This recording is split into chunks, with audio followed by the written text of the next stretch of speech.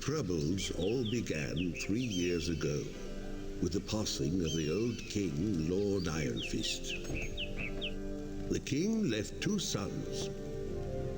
Roland was good, kindly, and honorable, while Archibald was not so good. Traditionally, the choice of the heir falls to the royal seer, but he died in a tragic boating accident. His successor's luck was no better, with Frederick falling out of a window, Robert slain by a dragon, and Johann dying of food poisoning. Archibald accused Roland of murdering the seers and issued a proclamation against Roland. Fearing for his life, Roland fled the place for his castle in the west. With Roland gone, Archibald was able to influence the new royal seer's decision. The seer chose Archibald, and Archibald crowned himself king the next day. And so the war for succession began.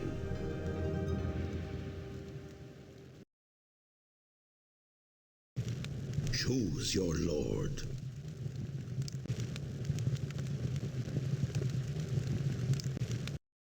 My faithful vassal, I greet your pledge of loyalty with gratitude and relief. As you know, my wicked brother Archibald has seized my father's castle and usurped the throne. Only the lords nearest the castle have been quick to swear allegiance to him, but I fear even distant lords may take the oath in the absence of a viable alternative. I am determined to provide that alternative, even if it means making war on vassals formerly loyal to my father. Therefore, it is with a heavy heart that I must order you to compel the loyalty of the barons nearest my summer palace by force of arms. Since we cannot afford to fail, I have provided you with a sum of gold sufficient to the task. I have also provided you with a magical amulet to help coordinate our war efforts. Wear it always, and we will be in constant communication. Well done! Our initial move is an unqualified success. Unfortunately, we have no time to celebrate. The remainder of the local nobility is less than pleased with our recent military victories and have organized their defenses against us. It is up to you to put down their rebellion, but I will need the forces you raised in your previous mission to secure that region properly. Once again, I needn't remind you of the seriousness of your mission.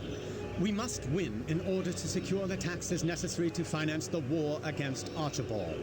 I am giving you the last of my gold to raise the armies you will need to force their surrender. Congratulations, a splendid display of military acumen. With the financial backing of this rich farming region, we now have the gold it takes to win this war. Now we need to secure the resources. Our enemy Archibald has begun to move troops into the mountainous mining regions of the south, known as Caratold, and we need to oppose him and seize these resources for ourselves. At the same time, I have received a plea for help from Rockland, king of the dwarves.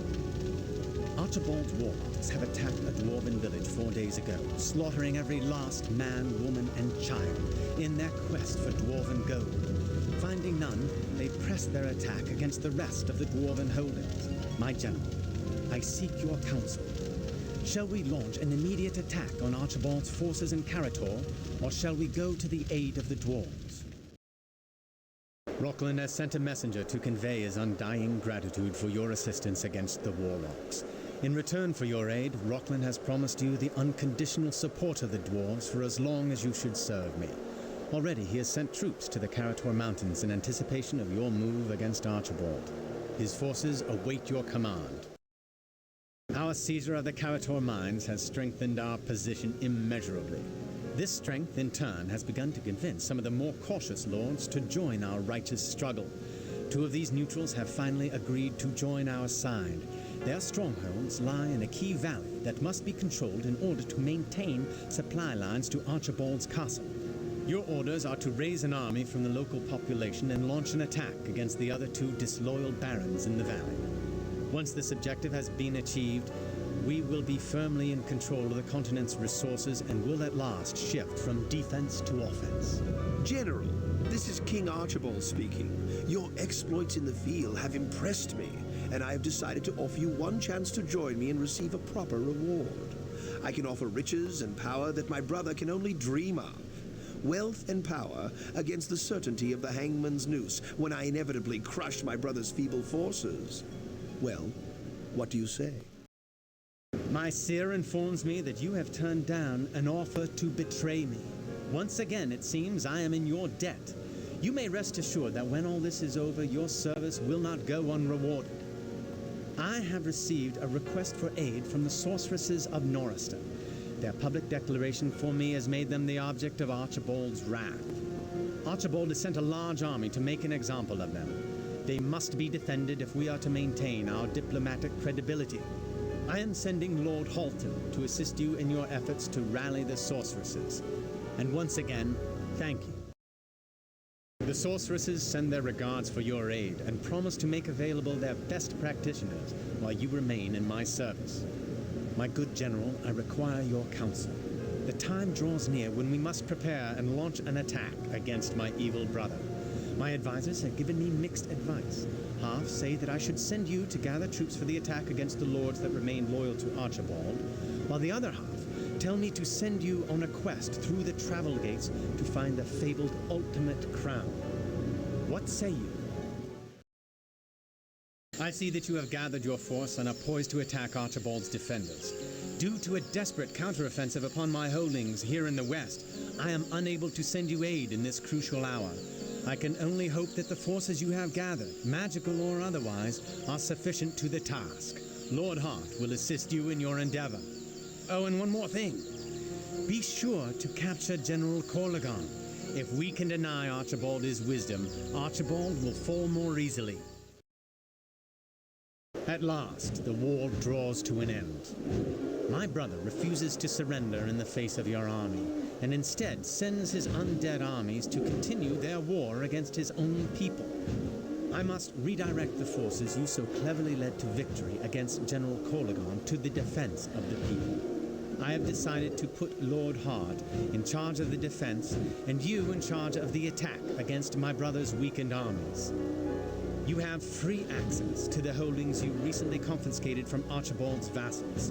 Use them wisely and capture my brother. Let us bring this civil war to an end. Brother Archibald, for your crimes against the kingdom and myself, I give you a mercy you surely would not have shown me. I sentence you to be turned to stone and locked in the West Tower until future generations should take pity upon you and restore you to life, if they ever do. In any case, you may rest assured you will never lay eyes upon the crown again.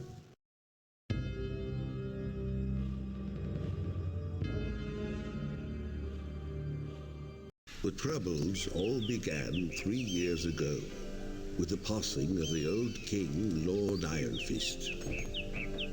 The king left 2 sons. Roland was good, kindly, and honorable, while Archibald was not so good. Traditionally, the choice of the heir falls to the royal seer, but he died in a tragic boating accident. His successor's luck was no better, with Frederick falling out of a window, Robert slain by a dragon, and Johann dying of food poisoning. Archibald accused Roland of murdering the seers, and issued a proclamation against Roland.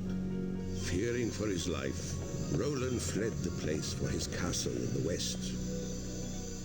With Roland gone, Archibald was able to influence the new royal seer's decision. The seer chose Archibald, and Archibald crowned himself king the next day. And so the war for succession began.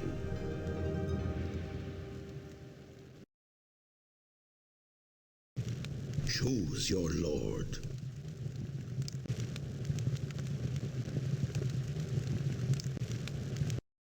Thank you for choosing to serve me. You will find I can be a very generous lord to vassals who remain faithful, which is more than I can say for the cowardly lords who refuse to take the oath from me. I am king, not Roland. No one can stand before me and refuse to serve. Go!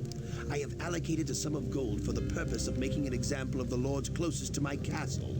Crush them and report back to me by means of the magical amulet I have sent you. Excellent work, my good general. I think we've made an impression, don't you? The lords nearest us will certainly profess loyalty, although the more distant ones still waver. I think, however, we will require a second demonstration. In the frozen waste to the north of us, the Crashaw region, are a number of barbarian tribes that my father did not bother to conquer. These barbarians can be powerful if organized, but fortunately, they never managed it. I'm sending you there to conquer and unify them. They will make excellent foot soldiers in our efforts to put down my brother's rebellion. I have a decision to make. It has come to my attention that Roland has struck an alliance with the King of the Dwarves. I am certain you recognize the potential danger this alliance presents to our position. At the same time, I have received a plea for help from the Necromancers Guild. It seems that the Wizards Guild has moved against their ancient rivals, while they believe the royal forces to be otherwise occupied. The question I put to you, my general, is shall we shatter the Dwarven Alliance, or shall we rescue the Necromancers Guild? Congratulations! You have simultaneously weakened our enemies, the Wizards, and strengthened our friends, the Necromancers. The Necromancers Guild sends its undying gratitude and wishes to inform you that one of their best practitioners will always be available to serve you for as long as you serve me. And now I must direct you to an urgent military matter involving the Lorendale Valley Barons. Two have openly declared support for my rebel brother, a crime that I cannot tolerate. You must generate an army from scratch using the castles of two of my loyal supporters. Do not fail me. General, this is Roland, your rightful king. I have a proposal for you. Come and fight on my side. You and I both know that you are wrong to work for my evil brother. It must gnaw at your conscience to know that you serve an unjust usurper. And for what reward? Money? I can give you money too. I offer not just riches, but honor, duty, and purpose. Come join me and serve the cause of justice. Now what say you? Well done, General. The King of the Dwarves was so unhappy with your work that he has sent me some hate mail. It reads, "To Archibald Ironfist, murderous and vile usurper, we bid you down, down, down, to burn forever in the fires of eternal damnation. We pray that your foul general, who we name forevermore Dwarfbane, joins you in this fate." How charming. The King of the Ogres has also sent a message on this matter. It seems that they were pleased with the outcome and have offered to permanently ally with us and send us troops. And now I must direct you to an urgent military matter involving the Lorendale Valley Barons. Two have openly declared support for my rebel brother, a crime that I cannot tolerate. You must generate an army from scratch using the castles of two of my loyal supporters. I will view failure with displeasure. General, this is Roland, your rightful king. I have a proposal for you. Come and fight on my side. You and I both know that you are wrong to work for my evil brother. It must gnaw at your conscience to know that you serve an unjust usurper. And for what reward? Money? I can give you money too. I offer not just riches, but honor, duty, and purpose. Come join me and serve the cause of justice. Now what say you?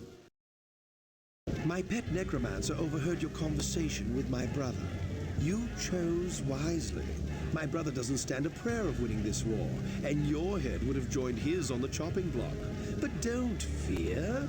If you continue to serve me well, I will reward you with an earldom at my brother's summer palace. Now to business. The peasants that plow my fields are staging a rebellion directed by Roland's men. I am directing you to put this rebellion down and capture the leaders of the rebellion. I am sending Lord Colligarn to aid you in your fight. Your punishment of the peasants was inspiring. An exemplary job. Our next move is to conquer the rural lords near Roland's castle. While these lords can be defeated using conventional methods, it is the firm opinion of my chief warlock advisor that the aid of the Dragon King would be an effective weapon against our enemies. Unfortunately, the Dragon King will not help us voluntarily. What is your counsel, my general? Shall we launch an immediate attack against Roland's vassals, or shall we first conquer the dragons? Well done. The Dragon King is cooperating with us now, and I have him on a short leash. They will supply extra forces for our armies and will cooperate if you encounter any in the wild. Carry on with the attack against Roland's vassals. Your swift elimination of those country lords almost makes it look easy. Perhaps next time you should slow down a little just to give them a sporting chance. The time to prepare for the final attack against Roland has come. My advisors are of two minds. One is that we should focus our efforts on gathering the armies necessary to defeat Roland, while the other is to search for the ultimate artifact. Since you are the man in the field, what is your decision? Our finest hour is upon us. Roland's forces have retreated to the province around his castle, and Roland, the fool, cowers in his summer palace awaiting our final strike. You have gathered your forces for this final battle. Now go! Crush the rebellion and bring my brother back in chains. Well, Roland, it seems I've won our little contest. But don't worry, not only have I decided to spare your life, but I am appointing you monarch of the Western Tower. You will be the ruler of a mighty empire, one whose every crack and crevice you will know. In 10 minutes, perhaps I will come and visit your splendid court, when you're not entertaining important rats and spiders.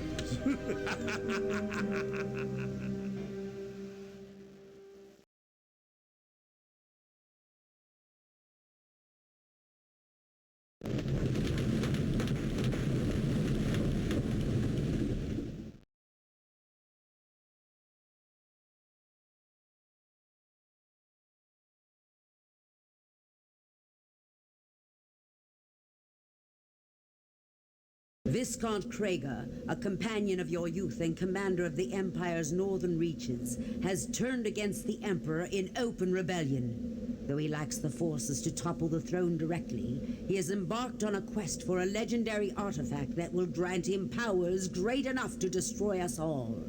The Emperor has called upon you to march forth with your armies, destroy the rebel Krager, and claim the artifact for the glory of the Empire. You have succeeded in suppressing the rebellious northern provinces, and now you must pursue the traitor's armies into the Darkscale Mountains. The Emperor's Archmage has obtained some knowledge of the artifact Krager seeks. It is composed of 3 separate pieces that must be brought together for their full power to be unlocked. Even now, the traitor is beginning his search for the first piece, deep within the mountains. Uncover it before it falls into his hands. Without it, we will never be able to discover the location of the other pieces. With your successful retrieval of the artifact, Krager has fled to the west, toward Glaive Island, where the next piece of the artifact is said to be hidden. Unfortunately, Krager has discovered a secret way through the Darkscale Mountains and is well ahead of him. You face a choice of perils.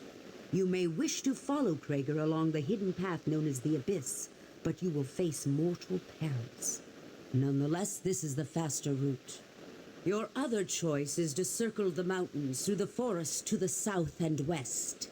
These are elven lands, however, and there are those within who might take great affront should your forces disturb their shadowed glens.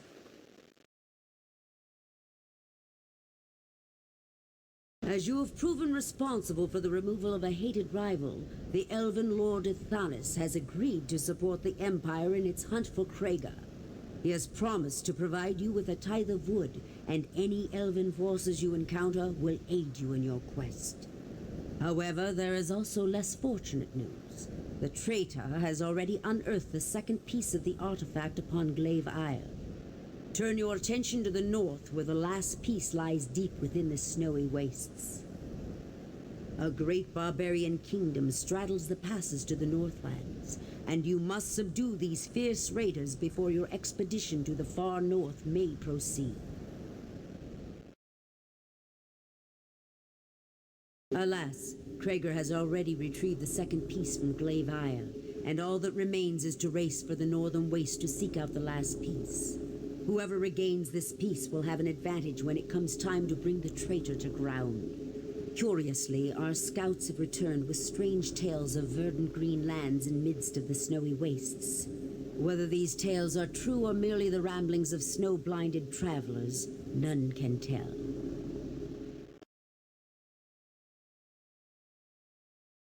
The Emperor's Archmage has made a crucial discovery, plucked from the thoughts of Krager himself as he fled the battle for the third artifact piece. Krager is not alone in his treachery. A cabal of necromancers within the heart of the Empire itself has guided him toward the artifacts they sought. Now we may strike at the source of this chaos which threatens the Empire. Gather the Emperor's armies and destroy the cabal, and with it, the traitor who has evaded you these many months.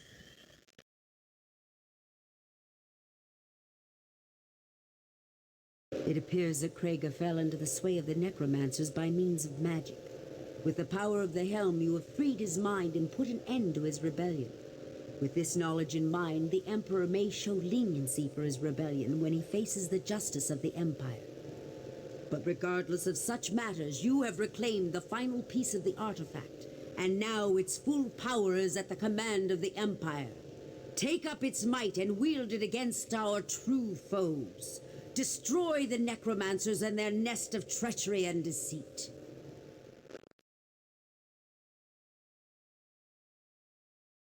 The might of our vast empire is maintained throughout the ages, with the great wisdom of the Emperor to guide us, and the strength of our noble heroes to protect us.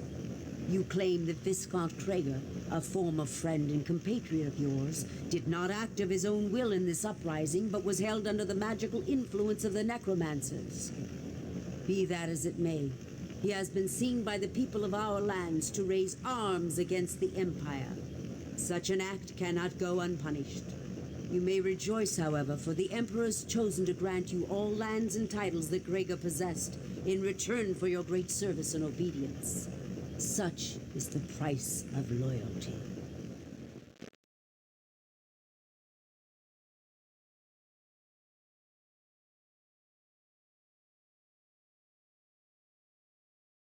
Tales have recently been told of a mist-wreathed archipelago that has sprung up in the western seas, where nothing but water lay before.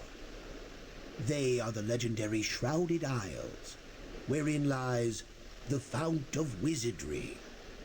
It is said that every 1,000 years they rise forth from the ocean, and that whomsoever claims this power will reign ascendant for the next 1,000. Even now, your rivals are surely aware of the archipelago's emergence and are laying plans for its conquest.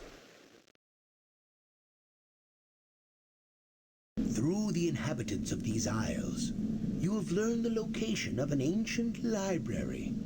Within this library, an almost endless collection of mystic knowledge might be gleaned. Most importantly, within its dusty tomes must surely be information concerning the Fount of Wizardry. With this information, you will be able to locate and bind the Fount to your will. Go forth and capture the city of Kronos, wherein you will find the library you seek.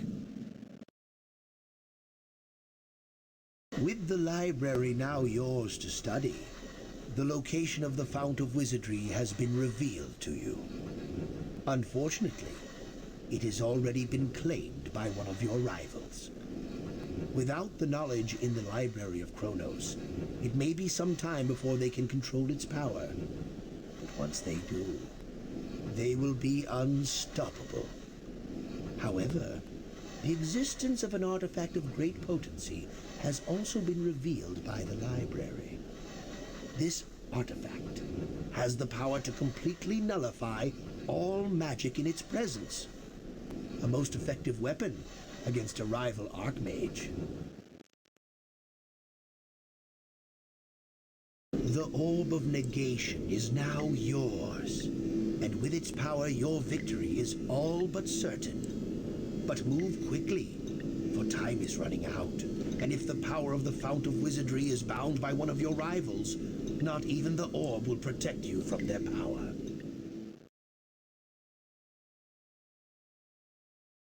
With all your rivals defeated and scattered before you, the fount of wizardry is yours. Now you will control the power to shape a new age of magic and unlock the secrets of time itself. Wield this power wisely, and you shall become the greatest wizard of this or any other world.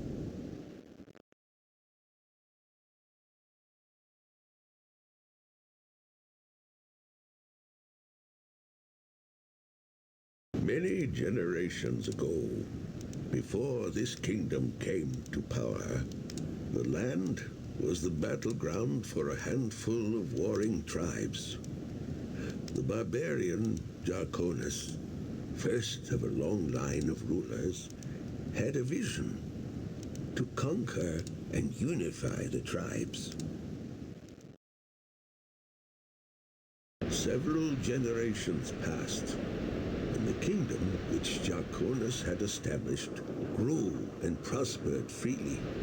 But then, in the east, the kingdom of Harendale grew to power, and a bitter rivalry over the borders began.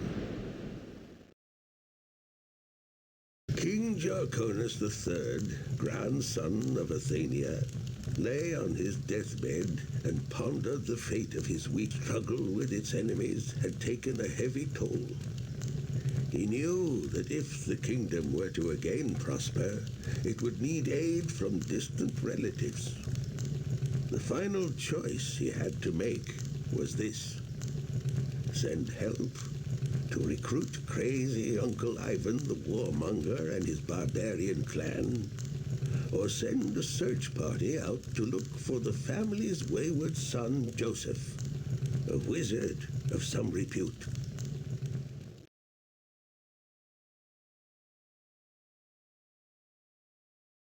In the 200th year since the unification of the tribes, during the dark times of the family, the scout came frantically riding from the southern border towns. He reported that a barbarian horde had taken several outposts and burned down another. Geldria, the queen at the time, sent an army south to reclaim the lost towns and secure the border. As war and unrest threatened to topple the kingdom of Jarkonis, a blow came which might have crushed it. The castle of Ivory Gates fell due to the treacherous actions of a spy from Harendale. The ruler at the time, Athenia Geldria II, had to decide whether it was better to send for help from the elves or attempt to retake the fallen castle directly. Now, I suppose it is up to me, Jarkonis VI, to finish what my ancestors started. Our family has grown stronger since Ivory Gates was recaptured many years ago, and Harendale's luck has turned against them in battles on other fronts. In the morning, I will launch an offensive against Harendale's main territory. One way or the other, this long feud will soon be at an end. Harendale's kingdom has fallen under our control. Their rulers have all fled to distant lands or been slain. And I am headed back to my castle to live out my final years in peace.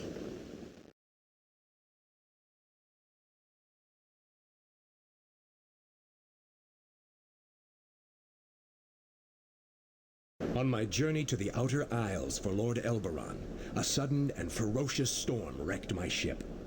I and a small contingent of the crew struggled to the shore of an uncharted island.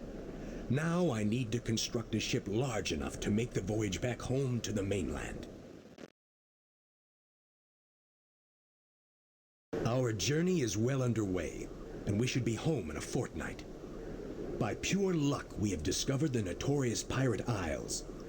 These pirates have been raiding the coast of Lord Elberon's kingdom for years, and it is my duty to find and eliminate their leader before continuing my journey. I arrived home last night, under the cover of a heavy fog. My cousin met me on the beach.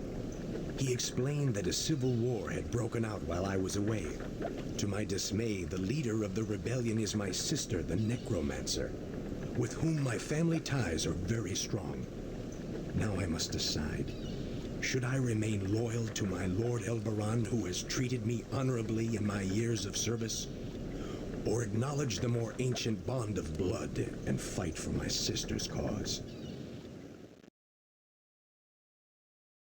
I made a choice to remain loyal to Lord Elberon, and now my sister is being carted away in chains to be held in prison till death finds her.